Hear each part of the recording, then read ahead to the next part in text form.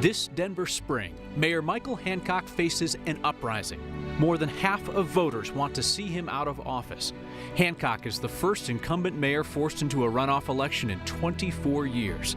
The mayor needed 50% to avoid a runoff. He didn't get to 40. So now it's a one-on-one matchup with Jamie Giellis, an urban planner who's new to politics. Giellis has won the support of the mayor's other challengers, but she will need their voters to win. Denver is booming, but sweeping development echoes as an affordable housing crisis clogs streets, homelessness, and gentrification. Michael Hancock or Jamie Giellis will shape Denver's promise and its problems for the next 4 years. And the choice is yours. This is the race for Denver mayor. Good evening. Thank you for joining us. I'm Kyle Clark. And I'm Marshall Zellinger. Here we are again. The race for Denver mayor is down to 2 since no one received 50% plus 1 in the May 7th election. Michael Hancock, who we will refer to as Mr. Hancock through the course of the debate, he received 39% of the vote 2 weeks ago. And Jamie Giellis, who qualified for the runoff by finishing second with 25% of the vote. Now, you should know that tonight's questions have not been shared with the candidates or their campaigns in advance. The candidates are going to have 45 seconds to answer most questions, and there is a countdown clock that they can see. The order of closing statements was predetermined through a random draw. We will allow rebuttals and responses at our discretion when there are issues that need to be cleared up. So let's get started. Some voters may be paying attention for the first time in this race, and for the record, you can still vote in the runoff in case you didn't vote in the first round, but I know both of you voted in that first round. Let's begin with a broad, important question, and it may sound familiar. What is the state of the city today, Ms. Giellis? Growing too fast, needing some structure, some strategy in how we're going to tackle the pain points that people are feeling related to affordability, related to congestion, related to homelessness. We need good planning to take us forward. This leadership that we have had in office for the last 8 years has prioritized what developers want and has let growth and development lead the way without truly thinking about the impact on quality of life, without thinking about the impact on you. We need a mayor who cares about people and neighborhoods and rebuilding our communities. A mayor who's focused on the most important things and the most important job of a city. Mr. Hancock, the state of the city. Thank you, Marshall. Actually, because we were focused on the very well-being of this great city, pulling it out of the recession today, all of us in Denver sit in the most economically vibrant city in the country, one of the lowest unemployment rates, the 7th safest city in the country, while we also are the most desirable city in the country. The reality is, we as Denverites certainly should want to manage the politics and challenges of growth than the challenges and politics of a dying city. And that's where we are today.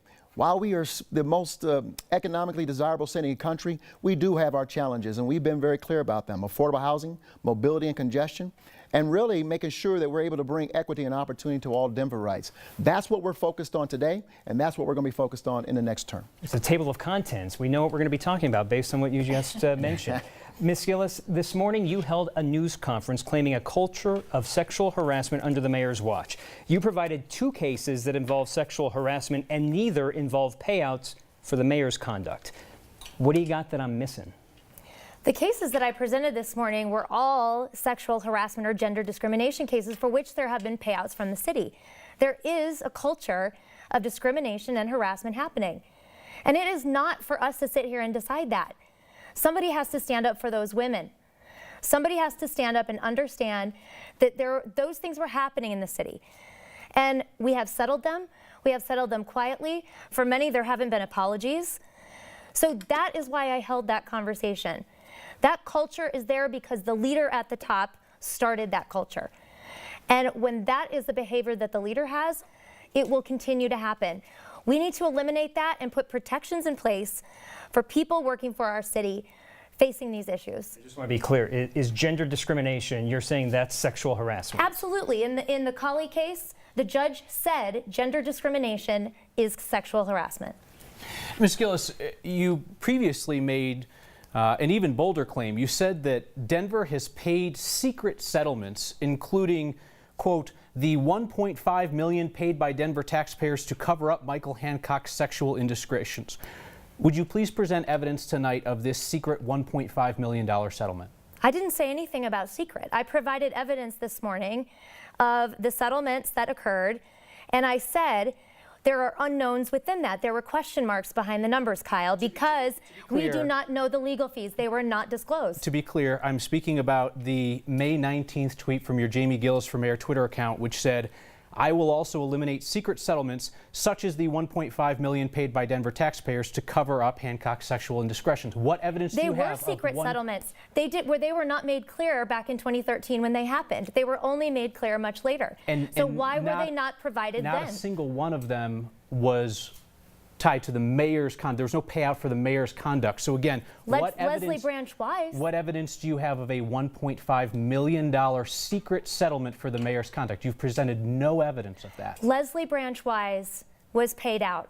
Wayne McDonald was paid out. Legal fees were paid out. Those were all related to the mayor's sexual harassment. Today I asked your campaign if you had any evidence that was not publicly reported already that backed up your claim that those payouts were due to the mayor's conduct. Your campaign communications director said you had no such evidence. Do you have evidence tonight that you'd like to present for the first time? I do not have evidence. Okay, I have learned that there is information that the city has released today, Kyle. Mr. Hancock, if there's no evidence, we will move on. Mr. Hancock, America's having a reckoning, though, about how women have long been treated in the workplace and in society more broadly. As the mayor of Denver, you don't just lead a city, you are the boss for almost 15,000 employees. Given the fact that you have admitted to inappropriately sending sexually charged texts to a subordinate, how are you in any position to lead on this issue? You know what, Kyle, great question. And I'll tell you what Jamie and her team did today was political theater. Quite frankly, there's no new news from Jamie today. She can't back up those quite very false accusations that she laid out there. Let's be clear. I have never been sued for sexual harassment. Not one case has ever been filed against me or a claim against me. The one she just alluded to, Detective Leslie Branch Wise's case did not involve me. It involved an employee of the mayor's office. So let's just correct the record. The reality is that when it happened a year and a half ago, when the revelation came forward about the texts, the first thing I did was to apologize to my family, was to apologize to the city, and to apologize to Detective Branch Wise. I know I'm out of time, but I think it's important to note that I went on a journey. I didn't hide. I didn't delete my social media pages. I sat down with every reporter who wanted to talk to me, and I made sure that I said, I'm going to go earn the trust of the people. Let's agree that she was not sexually harassed if she were standing here today? So earlier today, for anybody who didn't see our reporting earlier today, we reported on an affidavit which was released by the city of Denver in which Detective Branch Wise signed a sworn affidavit saying that the mayor did not sexually harass her. She previously has said publicly that she felt pressured to do so. Mr. Hancock, a follow-up question for you. Looking forward, so I looked at your office's harassment policy.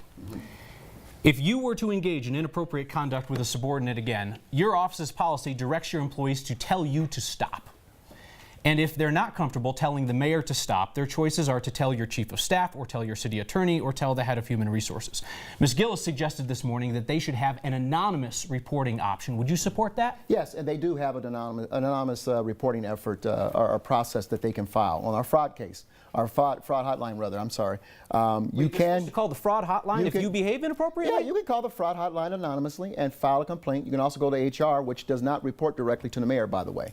So there is available processes for any employee, whether it's an appointee of mine or a career service employee who can report concerns about sexual harassment or any type of intimidation or harassment. Do you think they should do better, though, than having to call a fraud hotline to report sexual harassment? Ms. Giellis has suggested that the city employees deserve better. Would you be open to? Absolutely. We're always looking to see how we can improve the process, but it's also meant to be anonymous. And these are very difficult claims to investigate when they are anonymous, but let's be clear, the first thing we do when we hear or get any kind of inkling of a sexual harassment or any type of harassment, intimidation, workforce, workplace intimidation, is that we move in very swiftly to begin the investigation process. Thank you. You both mentioned transportation a bit in the opening. You both have a vision for different modes of transportation, more bike lanes, more transit, and for you, Ms. Giellis, the revival of the streetcar. I'm a driver. How do you change my habit of driving besides just giving me alternative options? Ms. Giellis. The only way we change a habit of driving is to provide consistent, reliable, affordable transit service that's well connected. We've got the regional spine, we do not have the local network. And people can't rely on the local network because it doesn't operate in a timely fashion. So this is not about trying to, as the mayor phrases it, we're going to change everybody's habits. Yes, we want people to use transit, but we understand it is the city's responsibility to provide that transit that provides options for people. People are still going to need cars. Some people will. But if there is an option, we have a lot of people out there that are going to use transit, that are going to use protected bike lanes, that are going to feel safer as pedestrians using our streets. It's providing the reliable system that works for people, that gets people to move to transit. So I saw one of your streetcar billboards over the weekend. You're talking about bringing back the streetcar, but you just said that the current transit RTD doesn't operate in a timely fashion. Why not address that instead of rebuilding a network that doesn't exist right now? We absolutely can look at that as an option. And let me be clear, I did not put up the streetcar signs. They are not part of our campaign. They're part of a separate campaign that did it itself.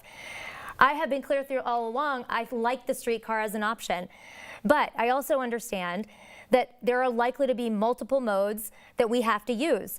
It might make sense to put streetcar on our major corridors, Colfax, Broadway, Federal, etc., where we have an opportunity to build up density around it. But it might not make sense to bring those streetcars into the neighborhood. Mr. Hancock, how do you get me out of my car? You know, the reality is that it has to be convenient, has to be reliable, and it has to be affordable. We have to get more of our streets, and we have to make sure that you understand that this transit option that you choose is one that comes straight to you or directly to you and meets you where you are. In cities where we've been able to transform culture, which is the hardest thing to do in any city, I don't care what kind of culture you're trying to shift in an organization or on the streets trying to get people to take multimodal, it takes time. Today we're a 73% single occupant vehicle city. We have to reduce that to 50% in the next 12 years. We have to make sure we build out our bike lane networks, that you have transit that is near you, Marshall, that is affordable and convenient and comfortable, quite frankly. And we have to do that in partnership with RTD, but also through our new transportation and infrastructure department that has the ability to create a transit overlay. I'm one of your single occupancy vehicles. Sorry about that. Shame on you. Let's talk about the urban camping ban and how the city addresses issues of homelessness. Ms. Giellis, your 100-day action plan called for an end to the Denver urban camping ban. And then 80% or so Denver voters rejected repealing the urban camping ban. And I noticed that that line on your website is gone now. Has your position on the camping ban changed, or are you just talking about it differently? No, we put up a whole new homelessness platform yesterday. And within there, we talk about the urban camping ban and its ineffectiveness. So I want to direct this question to the audience, this response head on. There has been twisting of this response. I was clear from the beginning, I was anti-300. 300 was not just a repeal of the urban camping ban. It would have opened us up to a lot of other challenges. Repealing park curfews, making it harder for us to get to people to do services. But let's be clear, the camping ban has been in place since 2012. And in that time, homelessness has quadrupled. In this year, we spent $61 million in this last year on homeless services. 233 people died last year. We need solutions, and the camping ban is not working. That said, I can't repeal the camping ban. Council must. We need a comprehensive plan that looks at how to get people to housing and services. And like the rest of the voters out there, I don't want to see people sleeping in our streets. You explain why you were against Initiative 300. So how do you end the urban camping ban with the support of City Council and the sweeps without the fears of Initiative 300 coming true? We absolutely we have to come up with a comprehensive plan that says how we're going to get people to immediate housing, shelters, tiny homes, places that we can get them to get services and support, how we're going to get those services to them, and then what our long-term plan is for housing. And we've laid that out, looking at vouchers, working on helping people bridge the gap to get into housing that are working and just can't afford that first initial down payment to get into an apartment. There is an opportunity to succeed. The auditor came out a month ago and said there is no strategy, there is no leadership, and there are no clear benchmarks for this mayor to address this problem head on. He's using the urban camping ban as a crutch. So we will make sure that there is policy in place to protect the public spaces for the people, but we have to take a dignified approach. The sweeps don't work. Let's get people to housing and services. Thank you, Ms. Giellis. We didn't have any time set aside for this, but Mr. Hancock, I want to hear from you on this topic at least briefly before we move on to something else. You have defended the homeless sweeps, which you prefer to call cleanups, and say they're important for public safety. Did you take the supermajority against Initiative 300 as an endorsement of your sweeps as well? I took it, but first of all, let's be clear. Jamie Giellis has said she would repeal the urban camping ban. Now she wants to repeal, replace, and repeal the urban camping ban. Because 83% of the people said absolutely not, do not implement I-300 and don't repeal the urban camping ban. It's an essential tool. So I saw it as the city voter saying, we believe that this tool is important because it doesn't address curfews in the park, curfew laws in the park.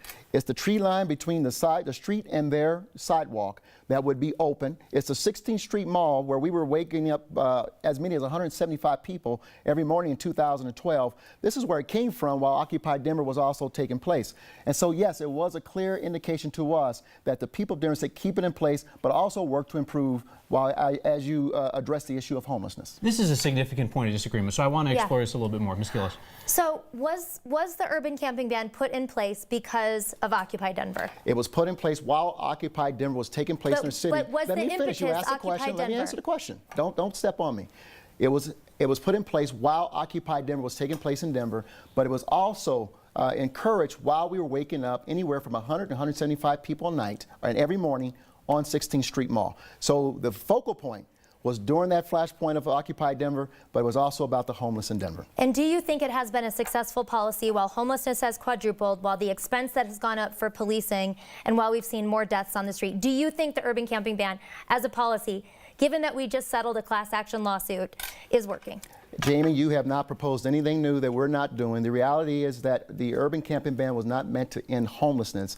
It is about putting guardrails on our compassion, making sure that, and being very clear, we find nothing compassionate about encouraging people to sleep outside. Nor do I. It is unhealthy, it is unsafe, it's unsanitary. And the people of Denver and our homeless deserve better. And it is our tool to move people forward. And if you read the ordinance, you will learn that the first requirement that the police and outreach workers have is to try to connect the homeless to services. And then we begin a progressive process to move them along. Go to the people in Curtis Park and tell me, and tell them, ask them if they believe that the urban camping ban worked for them. I have talked to them, but they also do not agree with the part that says we can take people's stuff and put it in a warehouse 30 minutes away. Well, you've done that. We do that, and we do it because people don't have a place to store their property. Well, maybe we should provide storage facilities. We are providing storage facilities. That's what you just alluded to. You had storage facilities and you got rid of them. Because we found people sleeping in them. Then perhaps you find a better solution. Well, other cities make it work. What idea do you have? Tell us what idea you have, Jamie. No, she asked me a question.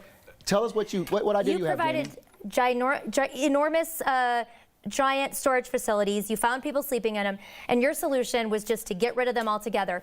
Other cities have these storage facilities. They put security on them 24/7. Yeah. They put them in facilities that people can access all over the city. Which we are doing. We are now putting in facilities, and we're storing stuff in facilities. Well, that's new. I hadn't heard that. Well, it's been there for several years. I appreciate it. You guys are talking about policy, and that matters, and you're talking about a clear difference, so that's a good thing for voters to hear. If you would like to return to this, as you're aware, you'll have opportunities to ask one another questions later on, so if you choose to return to this topic, you can. Mr. Hancock, you have a campaign ad up comparing Ms. Giellis to President Trump. And the very first claim in that ad is false. Doesn't that seem like something that President Trump does all the time? You know what? Jamie wrote this ad. These are her words. These are her actions. The reality is, if you read her words, we won't tolerate crime or criminal activity. We will comply with authorities, and we will comply with ICE. If Jamie spent as much time with documented and undocumented immigrants as I have, to talk about the fear and trepidation that runs through their community as President Trump has talked about crime and comparing our immigrants to crime, you will understand exactly why the words that she said. As I talked to our immigrants today to check, am I wrong here? They said, no, absolutely, Mayor. The point you made was straight on point. This is why our immigrants stopped calling 911, stopped showing up to testify when they were victims or they were witnesses to a crime, because of the fear that they were going to be criminalized when they walked into the courtroom. But your ad twisted those words that you read into saying that she called people who are here illegally criminals as a blanket statement. And Marshall Zellinger's truth test, which I highly recommend, found that statement was false. Why take a statement that you find concerning and have your campaign twisted until it falls. The reality is that if you are listening there as an immigrant, and I watched your segment, and I sat there and said, you know what, I can see where you two who are not immigrants could sit there and look and say, she didn't say it directly. Let me tell you something. Over the last several years, we have worked hard to regain the trust and to build trust with our immigrant community. Those words are triggers. They are codes. And when you use them in conjunction with immigrants, she started a question about enforcement, about criminal immigration. And that's why it directly begins to implicate trigger words and codes. Documented and undocumented immigrants see that and hear that. And that's why they reacted the way they did. And that's why I went in and said, let me confirm that I'm hearing what I'm hearing, and they did this morning. Thank you. Let's get to the heart of that, Ms. Giellis. The false claim, I'm going to continue to call it false because it is, in Mr. Hancock's ad, suggests that you will crack down on people here illegally. So, would you change in any way how the city of Denver, including law enforcement, interacts with immigration agents? Absolutely not. I have said consistently we are going to follow the ordinance that was passed by City Council, which, follows the minimum requirements of the law. The part of the statement that was edited out from the commercial that was covered by you, that was covered by the Denver Post, clearly said working with the immigrant community, working closely, how other cities have embraced the immigrant community to work with them on opportunity. And we have opportunities to do better. The immigration fund that was started could be codified into ordinance. We could do more work on the issue around families and schools. We could do more work to address the backlog of applications for people who are trying to become legalized citizens. That's my focus. That's what I talked about. Do you believe people here without documentation all are criminals? No, absolutely not. Thank you. So here comes your favorite part. You get to ask each other questions again. Started this early, but we'll return to it now. And just a reminder that a question ends fairly soon and has a question mark at the end of it. We've run into trouble with this before. Mr. Hancock, a question for Ms. Giellis, please. Jamie, you are running for mayor. You're running for a city that has 14,600 employees, $2.5 billion in budget, and more than 24 agencies with a myriad of issues and opportunities. What experience can you share with the public that will tell them that you are prepared for this level of management and leadership? What have you done in your past to prove that you're ready for this? Thank you. I understand how governments work because I've been working with them for the past 17 years. I've been working with local governments, I've been working with state governments, I've been working with federal governments. And in particular in Denver, I've been pushing Denver to do better. I've already worked with nearly every city agency in the city and county of Denver in some capacity. Not everyone, many of them in some capacity. I've worked in many of the council districts across the city. And let's be clear, nobody who has walked into this office, including you, Michael, had experience running that precise type of organization. Not you, not John Hickenlooper, not Federico Payne, not some of our best leaders. So you walk in with the ability to build an extraordinary team, with an understanding of how cities work, with an understanding of the role of the departments, with an understanding of the city. I will build the team that will help me lead, but I'm here because I understand fundamentally the challenge that this city is facing. Thank you, Ms. Giellis. And now a question for Mr. Hancock. Thank you. I brought this up to Mr. Hancock before. I have a question about our recreation centers across the city. As I've traveled around to the 78 neighborhoods, many of my stops have been at the city's recreation centers. And one of the things I found, on the weekends in particular, was that many rec centers were only open for a few hours on Saturday, some not at all on Sunday, some not at all on Saturday or Sunday. And most of those closed during the weekends were in our most marginalized communities, whereas places like Stapleton and Wash Park have 7-day-a-week service. I was told by council the hours were cut during the recession, but we have a budget that's doubled what it was when you started. When are you going to open up those centers and do work on programs to bring kids back to them?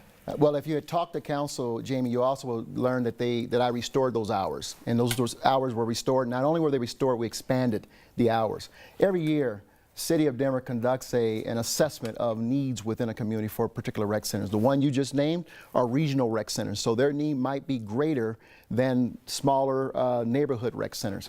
But the reality is we assess a need, we assess what the utility and use in those neighborhoods may be for those particular rec centers, and we determine what those hours are based on that.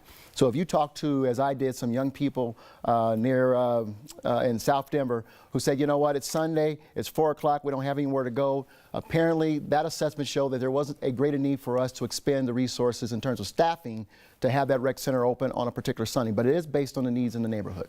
Two interesting, thoughtful questions. Thank you both for those. Ms. Giellis, I don't need to tell you it snowed this morning, but I bring this up because the last incumbent mayor voted out of office was 1983, Mayor McNichols, in part because of the city's botched handling of a snowstorm. In the event of a major snowstorm predicted for Denver, what is the mayor's role? Where are you and who's in the room with you? Interesting question. Well, obviously, the head of Public Works is the first call, and making sure that we are getting services out on our primary streets, but also making sure we're doing a really good job getting services out on our secondary and residential streets too. One of the challenges I have seen, I think this winter we saw during some of the snowstorms that it was a bit messy out there. So, a mayor's job is to be on top of all things, be in constant communication with their team, and be responsive to the needs of the community, whatever that looks like. I saw a street sweeper on my street this morning. Would you have a snowplow or a street sweeper today? That's a good question. That's a good question. Thank you. Mr. Hancock, you're the first incumbent mayor to face a runoff in 24 years. Yeah.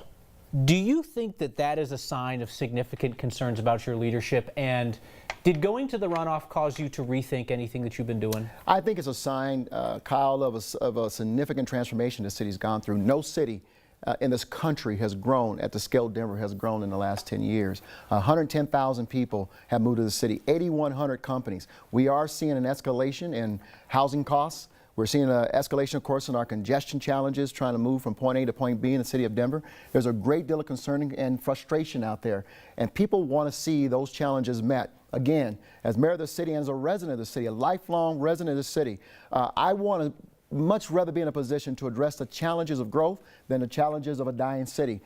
But this has been something on a scale that no other city has seen, and certainly longtime Denverites have not seen. So I'm going to tell you something. The results that happened on the 7th of May did not surprise us. We kind of expected we would be in a runoff, even though we were shooting for the knockout of round in the first round.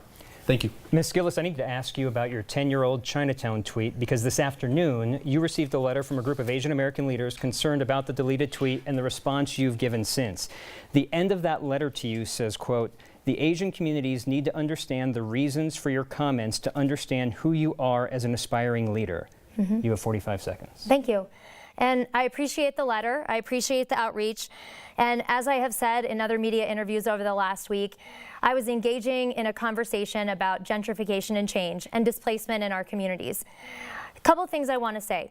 First of all, that letter came out, and the first call I got was from an individual whose name was on the letter who said they never agreed to sign the letter. The letter was brought forth by two mayoral appointees. So I think we need to be cautious that this is not a political game that's being played. That said, I do owe a response to the Asian community, and I will provide a response to this letter explaining where it came from. I also think, however, we need to be talking about gentrification of all of our communities that has happened over the last 8 years. We need to look forward about what has happened in the last 8 years, what's going to happen in the next 4. That's what this conversation is about. And I know that letter gave you to the end of the week, I believe, to respond, but why are you not prepared to respond to it tonight? I'm absolutely prepared to respond. I said, as I have said before, it was one piece of a conversation about the displacement and change of cultural communities and cities. And whether we are honoring or marginalizing them, when we have places like Chinatown in Washington, D.C., for example, that has largely displaced all of its residents and is mostly there in name. What is our responsibility as a city to take care of the people and ensure the people can stay in place in their communities? That's the point. Thank you, Ms. Giellis. Yeah. Veteran Rocky Mountain News journalist John Enslin's back in town these days, and he is writing for our partners over at Colorado Politics. John has the next question. The two of you have both been advocates for the tiny homes village concept of a way of providing alternative housing for homeless people. And yet the one that was built in River North required a lot of work just to set it up.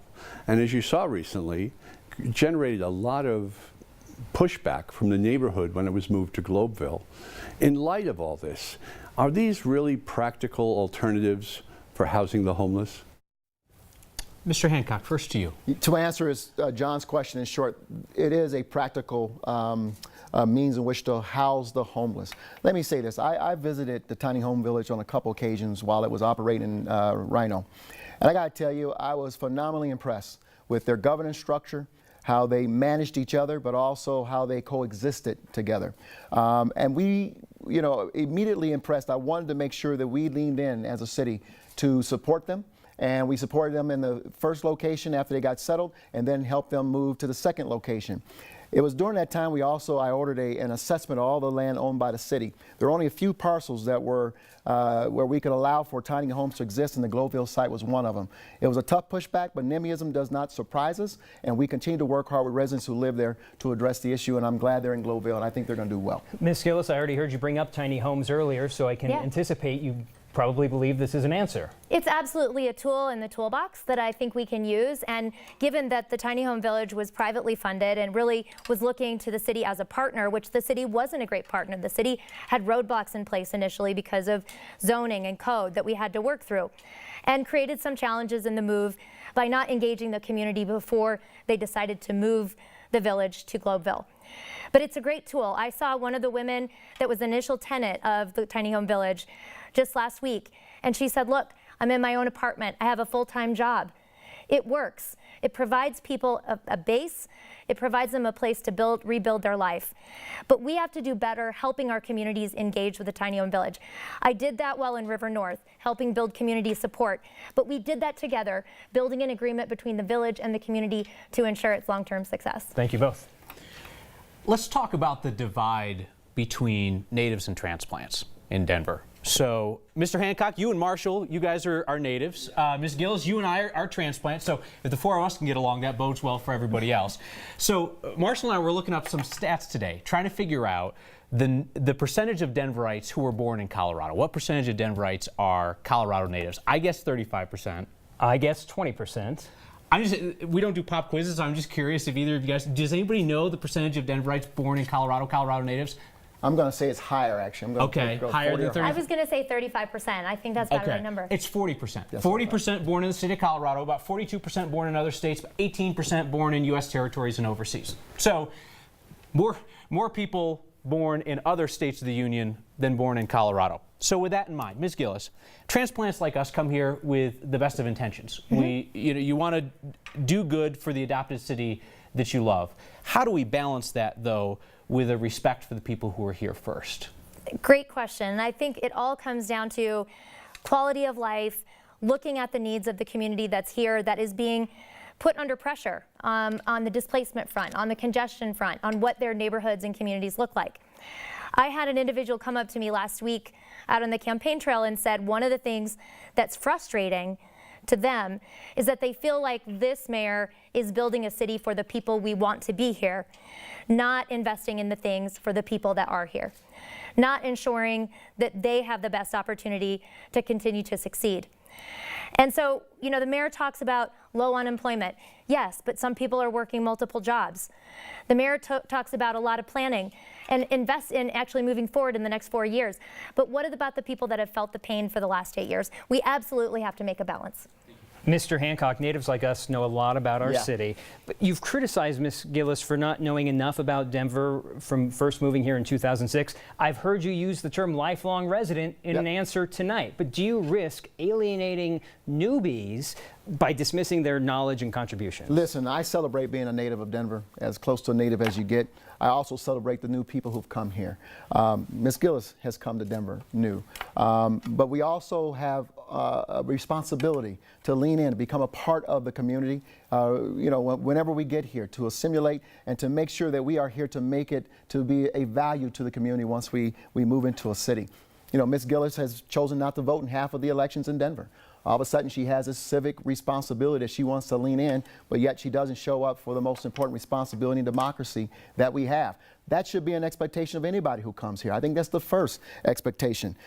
She has helped to gentrify an area of town that is historically a proud piece of Denver in terms of 5 Points. Call it Rhino. We're great and proud of what's happening in Rhino. We've been part of the investment there. But it's also recognizing, acknowledging the historic roots in the city. And to me, that is the emotional flashpoint that you see and hear when people talk about gentrification. I have to respond to that. I have helped to gentrify. The city adopted the River North Area Plan in 2004. You adopted the Corridor of Opportunity. Yes. You put forward the investment in Brighton Boulevard. Yes. Okay? So I was brought in because there was chaos in terms of where that area was going, what was going to happen, affordable housing, design, what the impact would be on all of that investment from the city. I wasn't there to gentrify. I didn't ever start a person. A single human cannot start a gentrification process. I know that. A city can. I know that. A city can do it. I know. A No, city can cannot. control. City- Yeah, city absolutely cannot. they can. No, the city cannot. Through planning and zoning and economic policy. A city can invest in addressing gentrification if they care enough to look in and look close at what the needs of the community are. We have seen it happen in other places. I came in 2014, gentrification was well underway. I came in to try to pull the levers to get the developers to invest in some of the social needs that the area had as it changed. That was my role. I'm enjoying this. I want to just clear up one thing that I thought I heard, but I'm not sure that I heard. Mr. Hancock, did you say that transplants have a duty to assimilate? Transplants have a duty to become part of the community and to bring value to the community.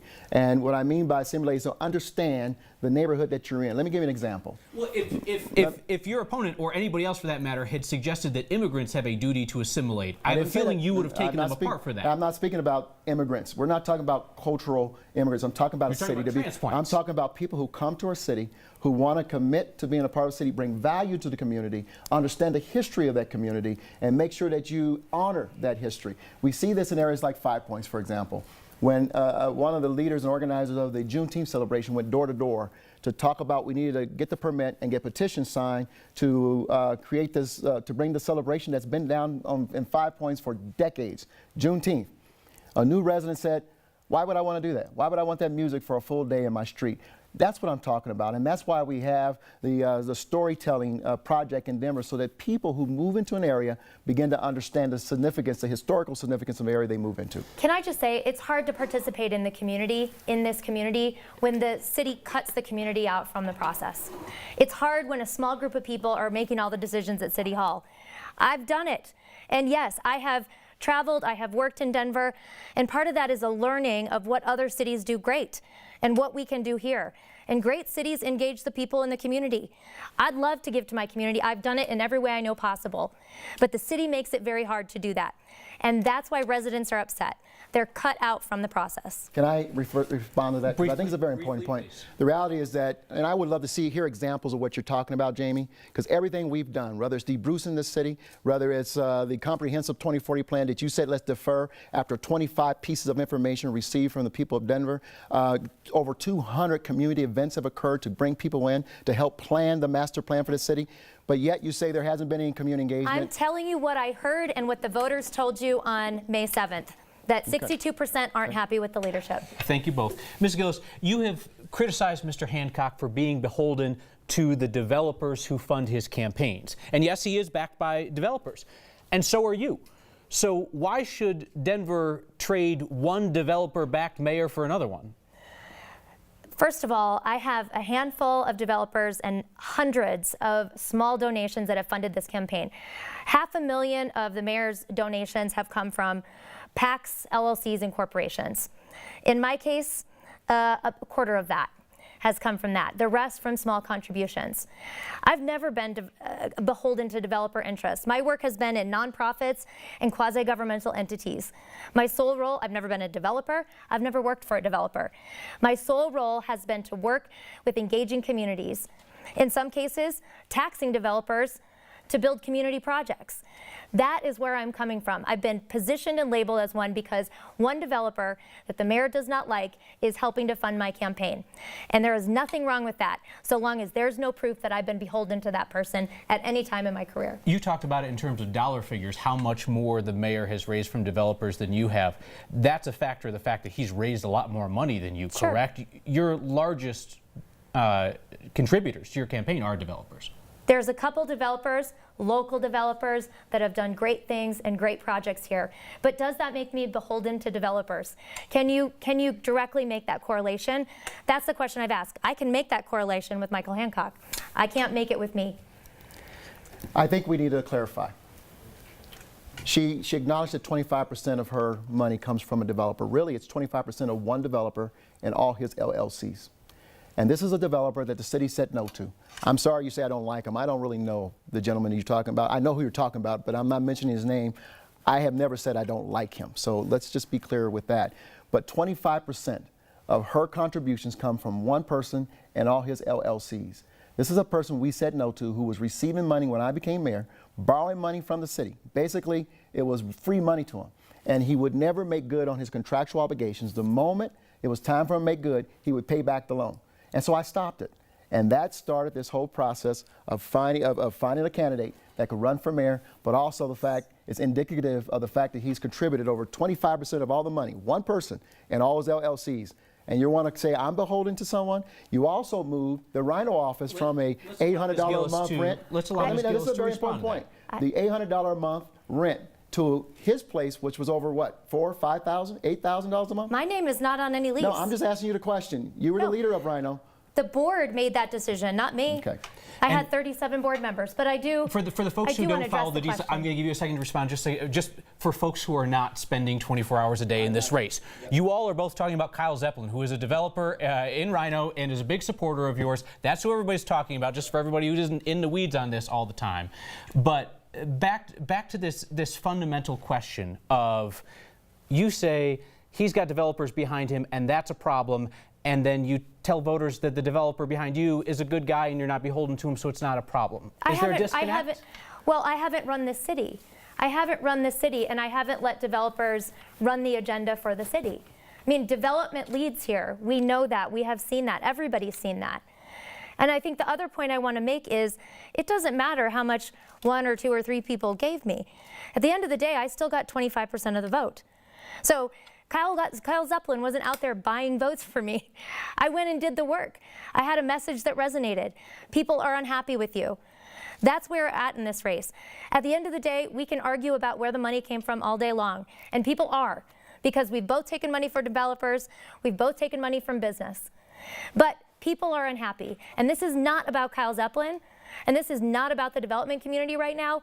This is about what the residents want and what type of leader they want in the office for next 4 years. 60% of folks voted against me. We're going to cap this discussion right here. We've heard from both of you on the development issue. We're going to cap that. Let's talk about a byproduct of development. Mr. Hancock, affordable housing. Yes. You started a program to put low-income families into empty apartments. Yep. The same kind of apartments, if you or I wanted to move into, we could, but just nobody was renting them. Yep. Is the city bailing out property owners who are simply asking too much for their rent? What we're trying to do, Marshall, is lift up those who need housing and access to housing. And I think it's a very innovative partnership. What you're referring to is Live Denver. One of the tools that we have in the toolbox that we created in partnership with landlords, Denver Housing Authority, and with our housing fund and employers to put residents who are looking for housing that they can afford into some of these vacant market rate units. It's not about bailing out the landlords. It's about recognizing that we have individuals who need housing. We need housing today. And so an innovative partnership with employers. Are we paying what those property owners are asking for and not getting from anyone else? Between the family that's moving in and the city, they're paying 100% and giving them what they couldn't get from anyone else. There's a negotiation with the landlord or the owners of the property to bring down the prices, to stabilize it, and allow for the employer as well as the city fund to help subsidize the housing for the employee. Thank you, Mr. Hancock. Let's talk about keeping kids safe in school. Yeah. So down in Douglas County, the elected leaders down there, the county commissioners, have decided to take $10 million in one-time property tax revenues and direct that to school safety and security. Would you direct any additional Denver revenue to school safety? Where would you get the money, and how do you want it spent? Ms. Giellis. I think that's a great question, and we need to work with Denver Public Schools, with our police department, with security, to identify where the best place to deploy that is. I'm definitely open to looking at that. And I think where the money would come from, that's a longer conversation about inefficiencies in the budget as a whole. I think there's opportunity for us to find that. Perhaps there's money out of the mental health fund that was just passed by Denver voters in November. Because when you look at the issue and you talk to schools and you talk to folks who have done security in schools, it's a multifaceted challenge. Yes, there is part of it being a gun issue. Perhaps instituting 3-day wait periods for guns or something similar would be worth looking at. But it's also a mental health issue. It's also how we're engaging these kids and families in our community. There is a disconnect because of technology, because of social media, and those are things that we need to look at especially hard as well. Thank you very much, Mr. Hancock. Every year, this is a conversation we have with Denver Public Schools, and we determine what the staffing is for our middle schools as well as our high schools with our school resource officers. Absolutely, as a city, we will always be prepared to work with DPS to increase the number of officers who are in the schools. We have to do that to keep our kids safe, but also we have to make sure that we're allocating our resources appropriately to make sure that we still are covering the streets and keeping the general public safe during school hours. So yeah, we'll work with DPS. We always do. DPS pays part of the bill. That's one of the things that I pushed when I was on city council, was that DPS lean in and was responsible for part of the bill to have our school resource officers there, and the city matches and partners with them to make this happen. Denver voters have a choice besides just mayor on their ballot. They're seeing Initiative 302, which would ask if taxpayers in Denver should have a say at the ballot before any taxpayer money or resources are used to host an Olympics. Do you support Initiative 302, Mr. Hancock? Yes, but I believe it should be a statewide vote. Ms. Giellis, do you support Initiative 302? Absolutely. Will you pledge that Denver will not spend taxpayer money on a future Olympic Games in Denver? Yes, and that was the plan initially, and planned as part of our task force, was to move the Olympics forward in Denver. The recommendation to the governor and to me was to move the Olympics forward and not spend public money and to finance it privately. Ms. Giellis. Absolutely, I will. And I just have to say, I think Initiative 302 is a direct response to a lack of trust about the mayor spending the public's tax dollars on legacy projects that don't benefit the community. Thank you. Denver voters approved turning a blind eye to the possession of magic mushrooms. We're already known as a marijuana capital, and we were close to opening a safe injection site in the city. So how will you talk about our drug image when trying to attract businesses and conventions that want to come to Denver? I'll start with you, Ms. Giellis. Thank you.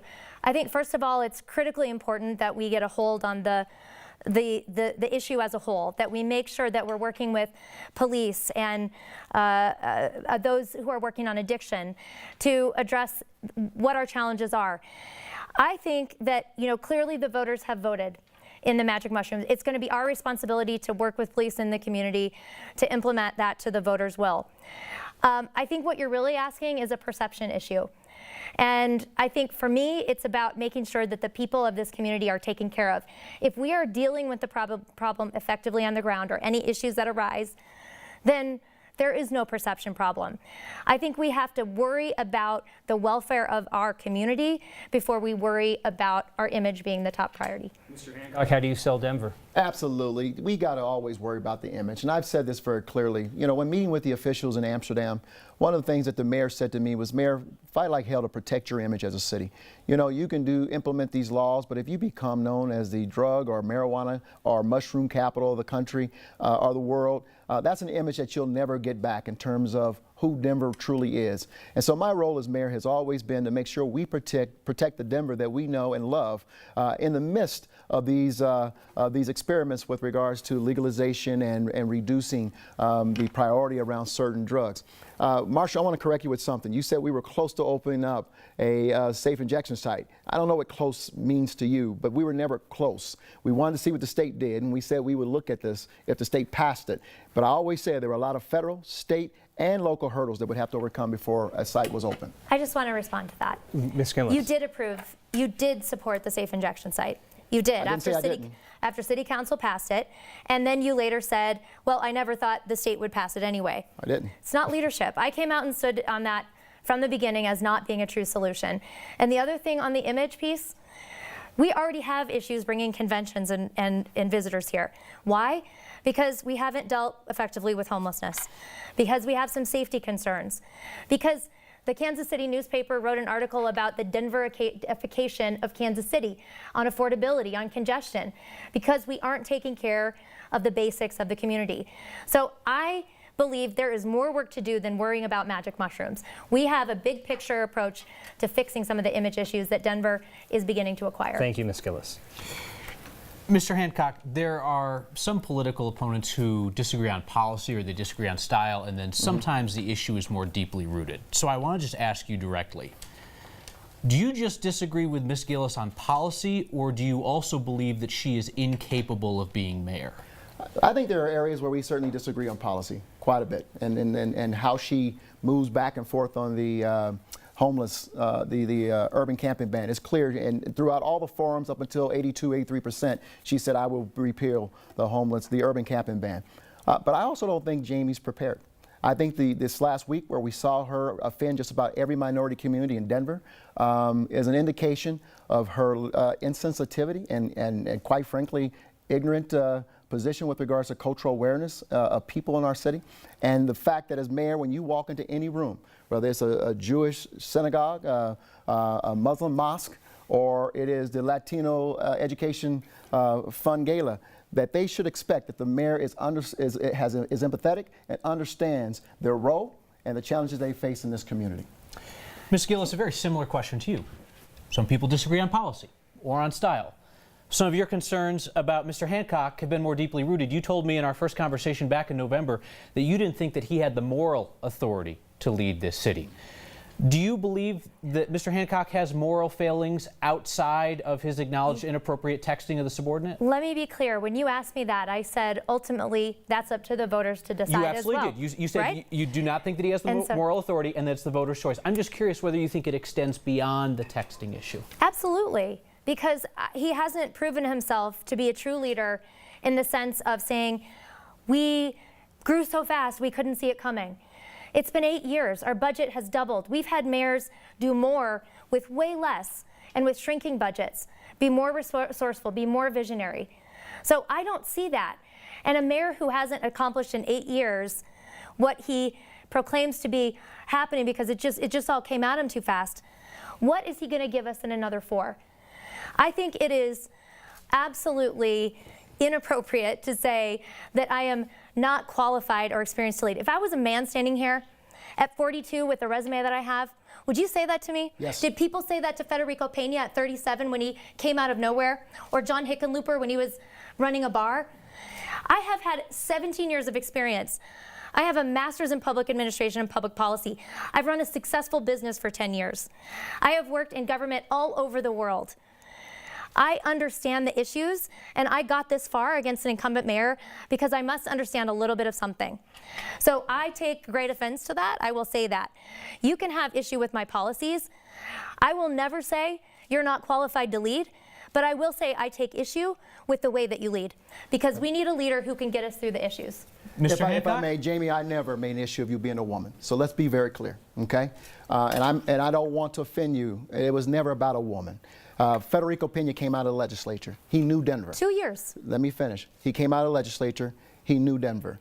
John Hickenlooper not only ran his own enterprise, but he also served on dozens of boards that were connected to the city of Denver. And I've served in dozens of communities across the city. And has leaned in on the city before he was elected. Wellington Webb came from the state. He served as a federal regional leader and was our city auditor before he became mayor. I came out of city council, understood the city from a legislative standpoint, but also served as president of city council, helped bring the city through the recession. So the reality is that you question my qualifications. You know, the reality is that you just question whether or not you question my leadership. When I said you haven't demonstrated you know how to be bold enough to run a growing city. We have run the city. We have pulled the city out of the recession. We help put forward initiatives in front of the people of Denver, including debrucing this city, so we can begin to move the city forward economically. It took a whole term just to get the city out of recession. We started growing, yes, faster than any city in the country economically. I need to interrupt there just so we preserve time for the end. I think we're covering a little bit of material that we covered earlier. There's one last opportunity here for you each to raise an issue with the other that you would like to talk about tonight. Now, you're getting a little bit ahead, but Ms. Giellis, I'm going to have you ask the first question, but it has to be significantly shorter than the first question you asked. No problem. Mr. Hancock, why is the brown cloud back? The brown cloud is back in Denver, and it's not consistently back in Denver. As the people who grew up in the city, Marshall and I can tell you, we grew up and we heard about it every day.